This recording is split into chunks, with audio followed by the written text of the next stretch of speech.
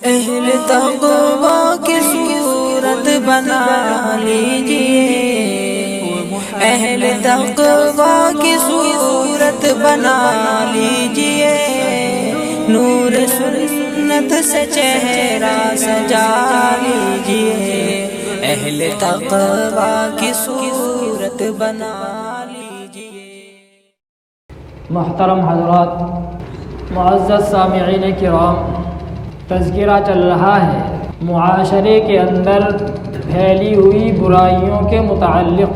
جو غیر ضروری رسوم و رواج ہم لوگوں نے اپنے اوپر لاد رکھے ہیں اور ان کے بوجھ تلے ہم پسے چلے جا رہے ہیں، ان چیزوں کے متعلق کئی جمعوں سے آپ حضرات شادی بیاہوں میں ہونے والی خرافات اور رسوم و رواج کے متعلق سن رہے ہیں۔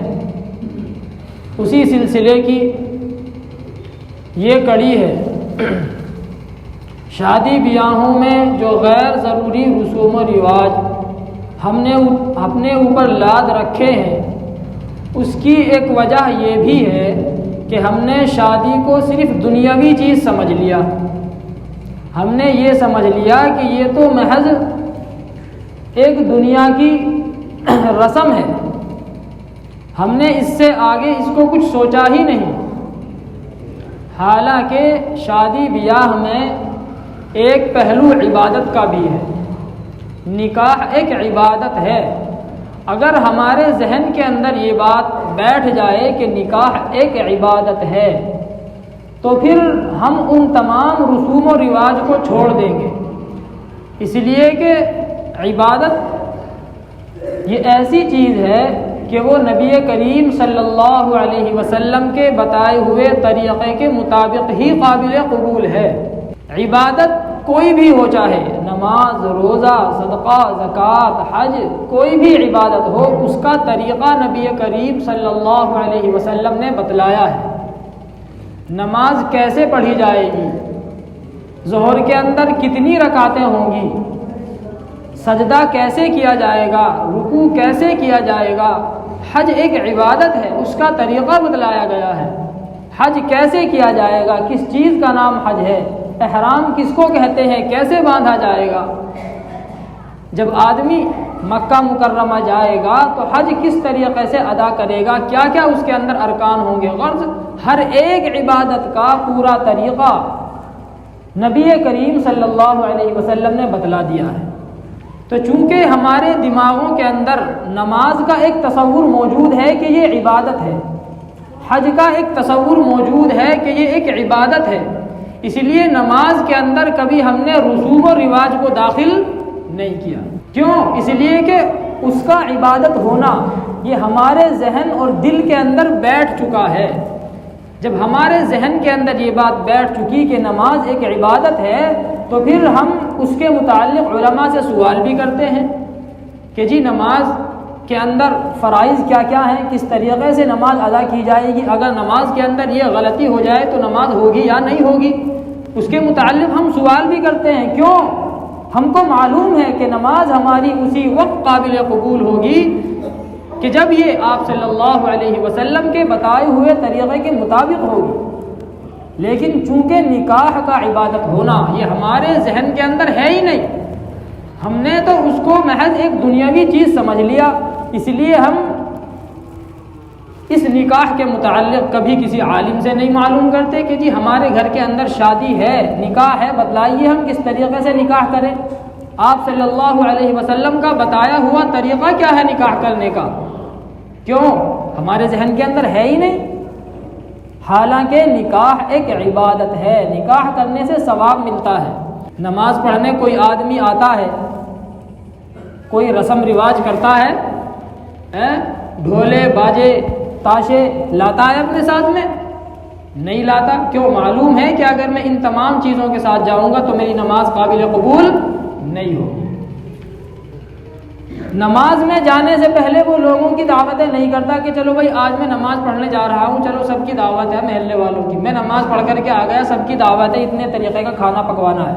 کرتا ہے کوئی نہیں کرتا۔ کیوں؟ معلوم ہے کہ یہ ساری چیزیں نماز کے لوازمات میں داخل نہیں ہے، یہ نماز سے ساری چیزیں خارج ہیں۔ اگر میں اس طریقے سے رسوم و رواج کو ایجاد کروں گا تو میری نماز میں کوئی اثر نہیں ہوگا، میری نماز قبول نہیں ہوگی۔ اسی طریقے سے نکاح ایک عبادت ہے۔ نبی کریم صلی اللہ علیہ وسلم نے ارشاد فرمایا النکاح من سنتی، نکاح میری سنت ہے۔ اور بتلائیے کہ جو چیز سنت ہو وہ عبادت ہوتی ہے نہیں ہوتی؟ جو چیز سنت ہو وہ تو بہترین عبادت ہے، اس لیے کہ نبی سے یہ بات بعید ہے کہ وہ کسی ایسی چیز کو اختیار کرے جو اللہ کو پسند نہ ہو۔ تو آپ صلی اللہ علیہ وسلم کا یہ بات فرما دینا کہ نکاح میری سنت ہے، یہ اس بات کو بتلاتا ہے کہ نکاح ایک عبادت ہے۔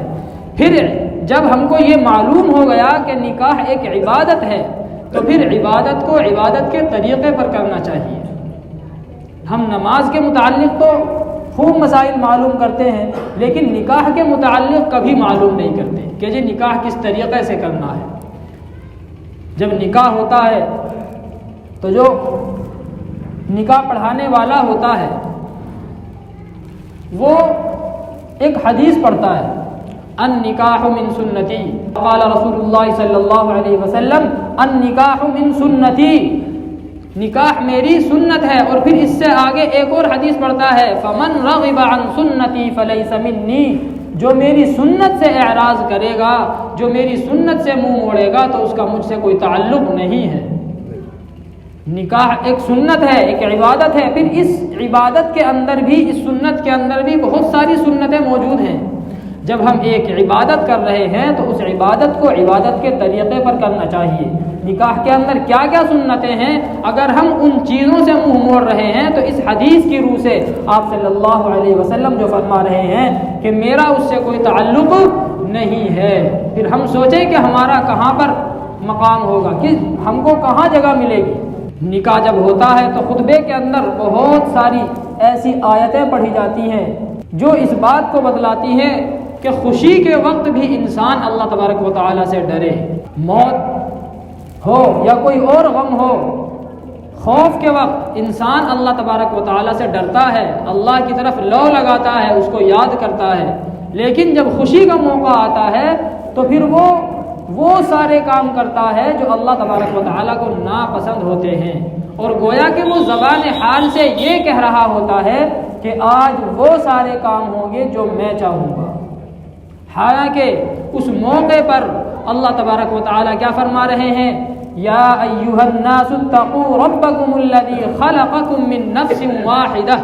جب نکاح کا خطبہ ہوتا ہے تو نکاح پڑھانے والا یہ آیت پڑھتا ہے یا ایھا الناس اتقوا ربکم الذی خلقکم من نفس واحدہ۔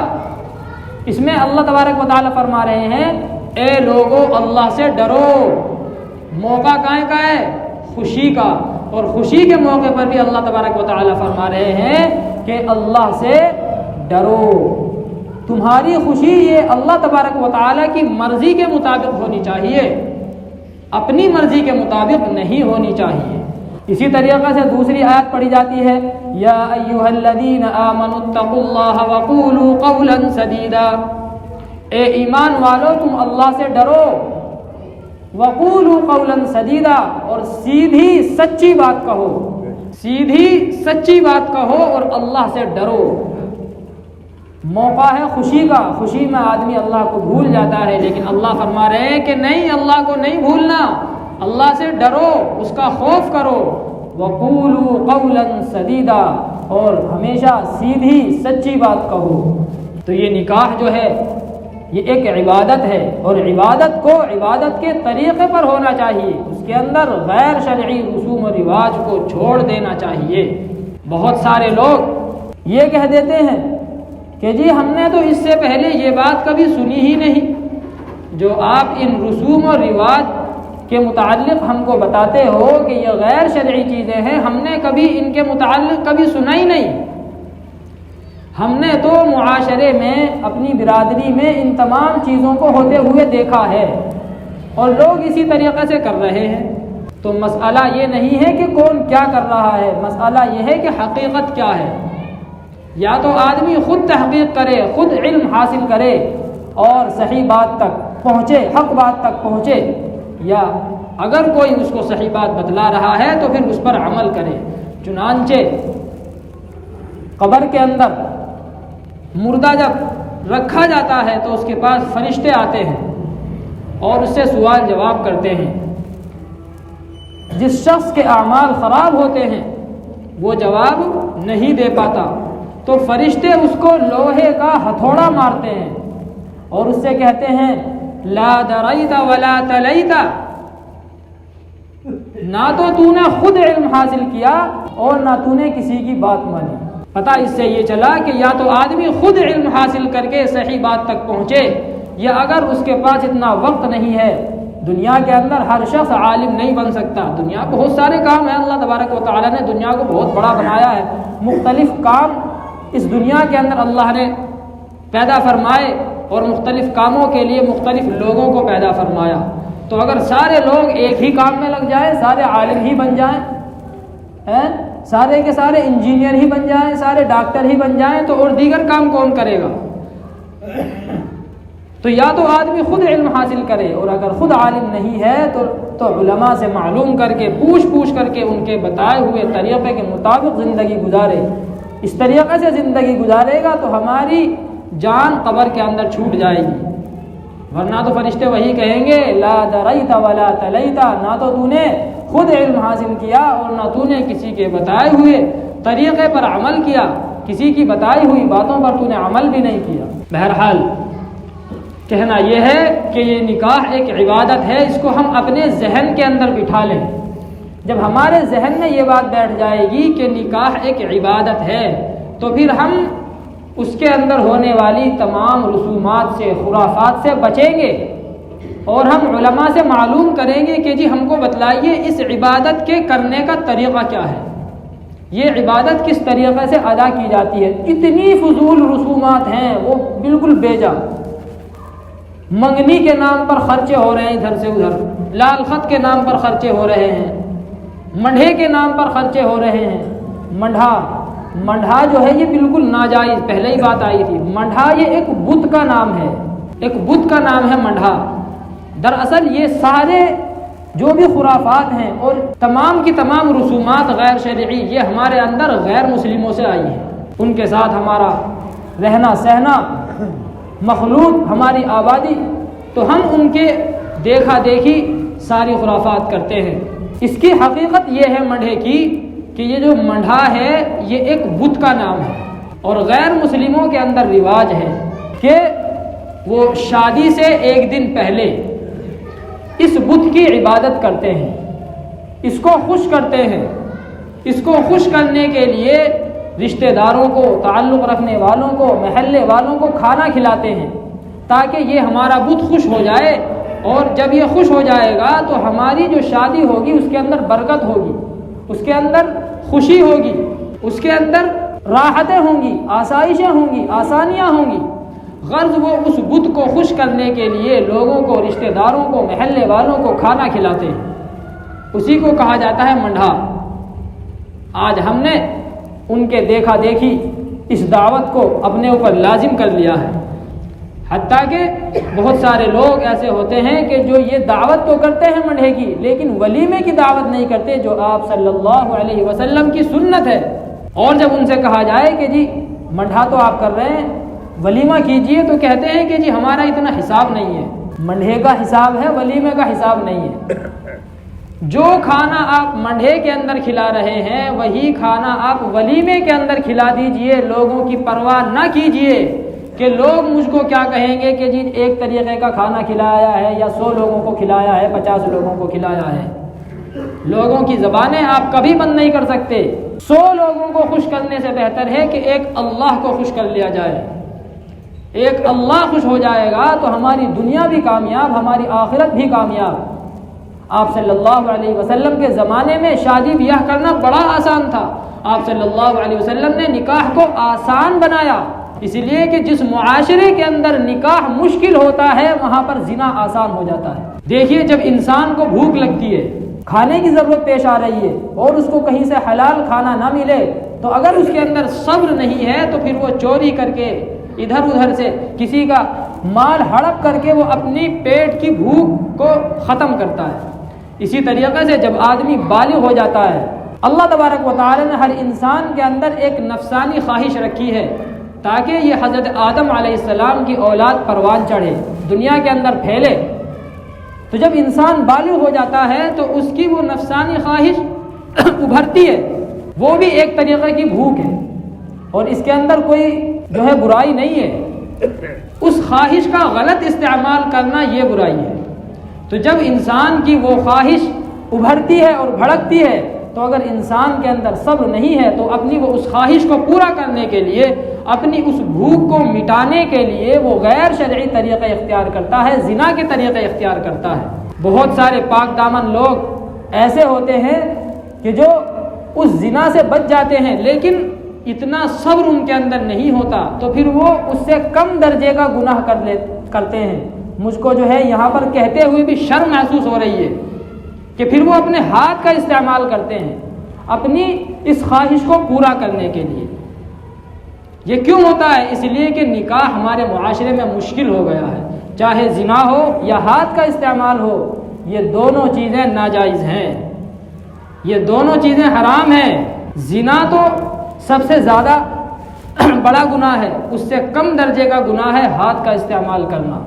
تنہائی کے اندر آدمی اس گناہ کو کر بیٹھتا ہے اس لیے کہ اس میں بدنامگی کا کوئی خوف نہیں ہوتا، پھر اس کا اثر یہ ہوتا ہے کہ آدمی کی آخرت تو خراب ہوتی ہی ہے، آدمی کی دنیا بھی خراب ہو جاتی ہے، آدمی اپنی بیوی کے قابل نہیں رہتا، گھروں کے اندر پھر جھگڑے ہوتے ہیں، لڑائی ہوتی ہے، آدمی کی شادی ہو رہی ہے 25 سال میں، 30 سال میں، 35 سال میں جا کر کے، اور اتنی مدت تک اس نے اپنے ہاتھ کا استعمال کیا تو پھر وہ اپنی بیوی کے قابل نہیں رہتا، لڑ جھگڑ کر کے بیوی بھی اپنے گھر چلی جاتی ہے، دو خاندانوں کے درمیان میں جھگڑے ہو جاتے ہیں، تو یہ سارا وبال ہوتا ہے اس شادی کو مشکل بنانے کی وجہ سے۔ حدیث پاک میں آتا ہے، آپ صلی اللہ علیہ وسلم نے فرمایا، ناکح الید ملعون، ہاتھ سے نکاح کرنے والا ملعون ہے، یعنی جو اپنے ہاتھ کا استعمال کرتا ہے، آپ صلی اللہ علیہ وسلم نے فرمایا کہ ایسا شخص ملعون ہے، اس پر لعنت کی جاتی ہے۔ لیکن سوچے تو ذرا کہ وہ آدمی یہاں تک پہنچا کیسے؟ وہ اس لیے پہنچا کیونکہ ہم نے نکاح کو مشکل بنا دیا۔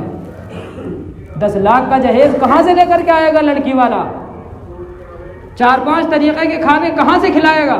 اسی طریقے سے لڑکے والا، لڑکا چاہ رہا ہے کہ میرا نکاح کہیں پر کر دیا جائے، لیکن ماں باپ ہے کہ ان کو اپنی ناک کی پڑی ہوئی ہے کہ ابھی تو ہمارے پاس پیسے نہیں ہیں، ابھی تو ہمارا جو ہے گھر تیار نہیں ہے۔ شریعت نے اس نکاح کو آسان بنایا ہے تو نکاح کو آسان کیجئے۔ دیکھیے آپ صلی اللہ علیہ وسلم کے زمانے میں نکاح کتنا آسان تھا۔ ایک مرتبہ آپ صلی اللہ علیہ وسلم تشریف فرما ہے، حضرت عبد الرحمن ابن عوف رضی اللہ تعالی عنہ تشریف لائے۔ ہم یہ کہتے ہیں نا کہ پیسے کی ضرورت پڑتی ہے، نہیں، پیسے کی ضرورت نہیں ہے نکاح کے لیے، صرف 2 گواہوں کی ضرورت پڑتی ہے، اس کے علاوہ کسی چیز کی ضرورت نہیں ہے۔ مہر بھی لڑکے والے کے ذمے ہے، اور جتنی حیثیت ہو اس کے مطابق مہر جو ہے آدمی رکھے۔ دعوت کی کوئی ضرورت نہیں ہے، ولیمے کی اگر آدمی کے اندر طاقت ہے تو ولیمہ کر دے، چاہے 5 لوگوں کو بلا کر کے کر دے، دال روٹی کھلا دے، لیکن یہ ناک ہے نا، یہ ناک، اس ناک کو اونچا رکھنے کے لیے ہم اپنی بھی زندگی تباہ کر لیتے ہیں، اپنی اولاد کی بھی زندگی تباہ کر دیتے ہیں، لڑکا ہو یا تو حضرت عبد الرحمن ابن عوف آپ صلی اللہ علیہ وسلم کے پاس تشریف لائے، ان کے کپڑوں کے اوپر رنگ لگا ہوا تھا۔ اس زمانے کے اندر عورتیں جب ان کی شادی ہوتی تھی تو میک اپ کے طور پر کوئی رنگ استعمال کیا کرتی تھی، پیلے کلر کا، تو حضرت عبد الرحمن ابن عوف کے کپڑوں پر پیلا رنگ لگا ہوا تھا۔ تو آپ صلی اللہ علیہ وسلم نے معلوم کیا کہ بھائی یہ پیلا رنگ کیسا لگا ہوا ہے آپ کے کپڑوں پر، لگتا ہے کہ نکاح کر لیا؟ تو حضرت عبد الرحمن ابن عوف نے فرمایا کہ جی میں نے نکاح کر لیا۔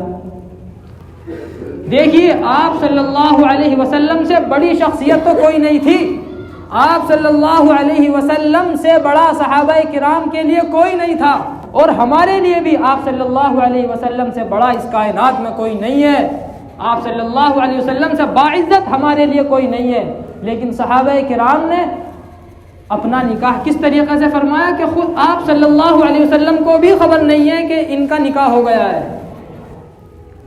آپ صلی اللہ علیہ وسلم کو بلانے کی بھی زحمت گوارا نہیں کی. کیوں؟ نکاح کرنا ہے تو چھٹی ختم بات. اس کو بلاؤ, اس کو بلاؤ, فلاں کو بلاؤ, اتنے کارڈ چھپواؤ, اس کو بھی راضی کرو, اس کو بھی راضی کرو, اس کے بھی پیر پکڑو, فلاں کے بھی پیر پکڑو. زندگی اجیرن بنا کے رکھ رکھی ہے ہم نے اس نکاح کے نام پر. تو آپ صلی اللہ علیہ وسلم نے ان سے فرمایا, آپ نے ان سے کوئی اعتراض نہیں کیا کہ بھائی نکاح کر لیا, ہمیں تو بلایا ہی نہیں, دعوت ہی نہیں دی ہمیں, بارات میں بھی نہیں لے گئی بھائی ہمیں, کیا بات, کوئی ناراضگی ہم سے؟ آج اگر کسی کو دعوت نہ دی جائے تو کیا کہتے ہیں, بھائی ہم سے کوئی ناراضگی ہے کیا, ہمیں نہیں بلایا, سب کو بلا لیا تم نے. تو آپ صلی اللہ علیہ وسلم نے کوئی اعتراض نہیں فرمایا, بلکہ کیا فرمایا, بہت اچھی بات دعا دی آپ صلی اللہ علیہ وسلم نے, اور فرمایا اولم ولو بشاتن, ولیمہ کرنا. کیا فرمایا؟ ولیمہ کرنا, چاہے ایک بکری کے ذریعے کرنا, چاہے ولیمے میں ایک بکری ذبح کر کے اس کا گوشت بانٹ دو یا اس کو پکا کر کے کھلا دو, ولیمہ کرنا. تو اس سے پتہ ہی چلا کہ ولیمے کی کتنی تاکید ہے. منڈھا کرتے ہیں ہم لوگ, ولیمہ کرتے ہی نہیں. جو پیسہ ہم منڈھے کے اندر خرچ کر رہے ہیں وہی پیسہ ہم کائے میں خرچ کریں, ولیمے کے اندر خرچ کریں. ہم ذہن کے اندر یہ بات بٹھا لیں کہ نکاح ایک عبادت ہے, اور عبادت کے طریقے پر ہی قبول ہوگی. اگر اس طریقے سے ہٹ کر ہے تو وہ عبادت قبول نہیں ہے. اگر کوئی آدمی قرآن کریم پڑھے اور اس پر میوزک لگا دے تو وہ قرآن پڑھنا بھی قبول نہیں ہے. اس لیے کہ قرآن کریم پڑھنے کا طریقہ معلوم ہے کیا ہے, سادگی کے ساتھ پڑھا جائے, ڈھول دھپڑا نہ ہو اس کے اندر. نماز کوئی آدمی پڑھے, ساتھ میں بینڈ باجا بھی لے کر کے آ جائے, نماز قبول ہوگی؟ نہیں قبول ہوگی. کیوں؟ عبادت کے طریقے پر نہیں ہے. روزہ آدمی رکھے, جو طریقہ ہے اس طریقے پر رکھے, اگر اس سے ہٹ کر ہوگا تو روزہ قبول نہیں ہے. حدیث پاک کے اندر آتا ہے کہ عید کے دن کا روزہ مت رکھو. ایک مہینہ آدمی نے جو ہے روزہ رکھا, بھوکا پیاسا رہا, اب وہ یہ سوچ رہا ہے کہ میں تو عید کے دن کا بھی روزہ رکھوں گا. سب نے رکھے 30 دن کے, میں رکھوں گا 31 دن کا, میں بڑھوں گا سب سے بڑا ولی. تو یہ اس کا روزہ رکھنا یہ عبادت کے طریقے پر نہیں ہے, یہ آپ صلی اللہ علیہ وسلم کے بتائے ہوئے طریقے سے ہٹا ہوا ہے. اس کو ایک پیسے کا بھی ثواب نہیں ملے گا بلکہ الٹا گناہ ملے گا, اس لیے کہ اس نے آپ صلی اللہ علیہ وسلم کی مخالفت کی, اسلام کے حکم کے خلاف اس نے عمل کیا. اسی طریقے سے یہ نکاح ایک عبادت ہے. عبادت کے طریقے پر کی جائے. اگر ہم اس میں آپ صلی اللہ علیہ وسلم کے طریقے کے خلاف کوئی اپنا طریقہ ایجاد کریں گے تو ہمیں اس نکاح پر بھی کوئی ثواب ملنے والا نہیں ہے, بلکہ الٹا ہم کو گناہ ملے گا. اس لیے ہم جو ہے اپنے شادی بیاہ, اولاد کی شادی بیاہ سنت طریقے پر کریں, آپ صلی اللہ علیہ وسلم کے بتائے ہوئے طریقے کے مطابق کریں. انشاءاللہ ہماری زندگی میں سکون آ جائے گا, ہماری زندگی کے اندر سکون آ جائے گا. ہم یہ سارے خرچے کرنے کے لیے اپنی ساری زندگی کی پونجی لگا دیتے ہیں, قرضے لیتے ہیں, سود لیتے ہیں. سود ایک الگ جو ہے بیماری ہے, اس سے آدمی اور ٹینشن میں آ جاتا ہے, ساری زندگی پھر وہ سود قرضہ ادا کرنے میں لگ جاتی ہے. دعا کریں کہ اللہ تبارک و تعالی ہم سب کو اس نکاح کو آسانی کے ساتھ کرنے کی توفیق عطا فرمائے. اپنی اولاد کے نکاح ہم جلد سے جلد کریں, دیری نہیں کرنی چاہیے پیسے کی وجہ سے. اللہ تبارک و تعالی ہم سب کو عمل کرنے کی توفیق عطا فرمائے. وآخر دعوانا الحمد للہ رب العالمین.